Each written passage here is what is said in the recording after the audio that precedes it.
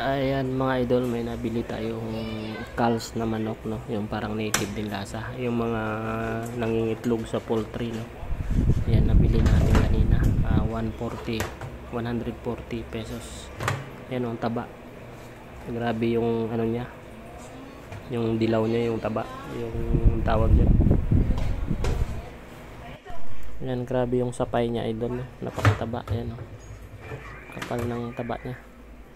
So yan, gagawin natin dyan adobo sa atsuete. Pero bago yan, ilalaga natin yan ng mga 3 oras o 2 oras para malambot talaga siya, idol, kasi matigas yan eh. Kasi medyo may edad na yan. Yan na yung mga reject na hindi na siya nangingitlog sa poultry. Kaya pinupull out nila yan para ibenta yung karne. So yan.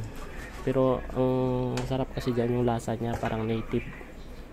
So mahal kasi yung native na manok dito sa Maynila, nasa 700 per kilo, kaya yan yung binili natin para parang native din naman. Maglalaga ka lang ng medyo matagal, no? Yan, pakukuluan natin yan bago natin i-adobo. Ayan.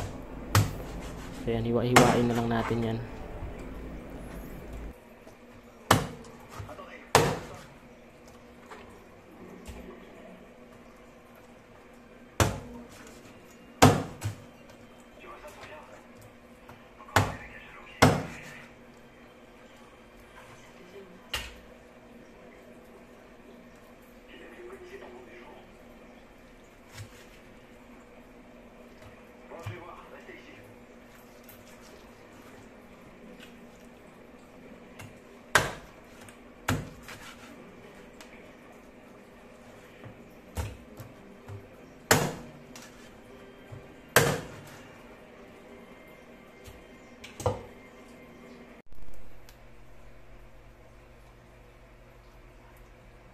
Ayan, napalambot na natin kanina yung manok, no? Napakuluan na natin. So magigisa na tayo ng sibuyas, bawang at tanglad para mawala yung lansa. Ayan na po yung manok natin, no?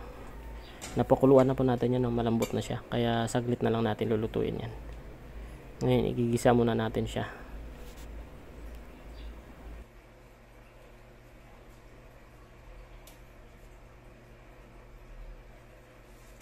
Ayan yung mga ingredients natin: sibuyas, bawang at tanglad o lemongrass. Ayan, pangpawala na lansa.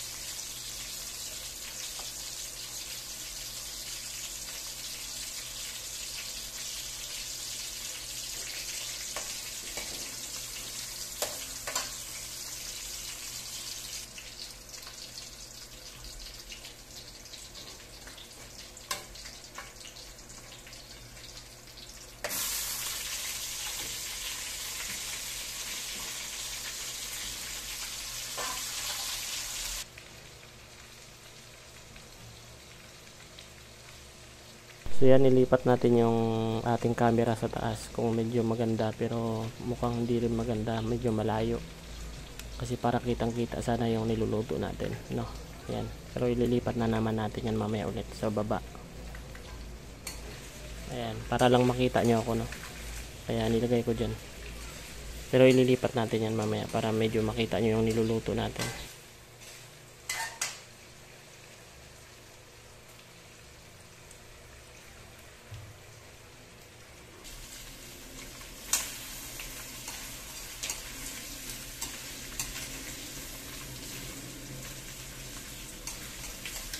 Kaya na nga nilipat natin yung camera, no? Ayan, ihalo-haluin lang natin, igisa natin. Tapos lalagyan natin mamaya ng atsuete yan o estivitis para may kulay siya, no? Ito yung style ng adobo ng probinsya, no? Yung may atsuete. So yan nga, ilalagay na natin yung ating atsuete. Ayan, yung kanyang pinagkatasan, no? Ayan, para may kulay yung adobo natin, para native na native yung dating ng adobong manok natin. Ayan. So yan, tatakpan natin yan at pakukuluin hanggang sa matuyo at ayun na, malapit na yan. Yan na nga, kumulo na. Haluin natin. Ayan. Malapit na pumaluto yan. Huwag niyong kalimutan po i-subscribe yung ating YouTube channel, Zen Valley Vlogs, tsaka Facebook page, Senji Moto Vlog. Ayan. Maraming salamat sa panonood at hanggang sa susunod nating video, no.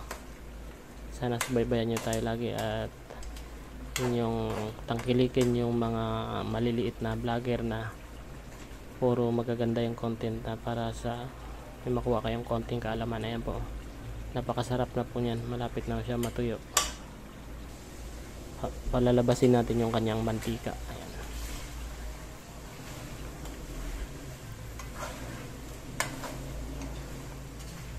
Ayan, malapit na po yan kasi nagmamantika na siya. Talagang manunuot yung lasa ng suka tsaka at swete, tsaka yung amoy ng tanglad na mabango.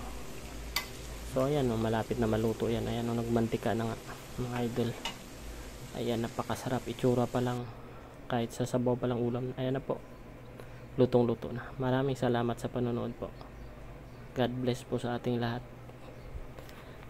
Hanggang sa next video natin. Maraming salamat.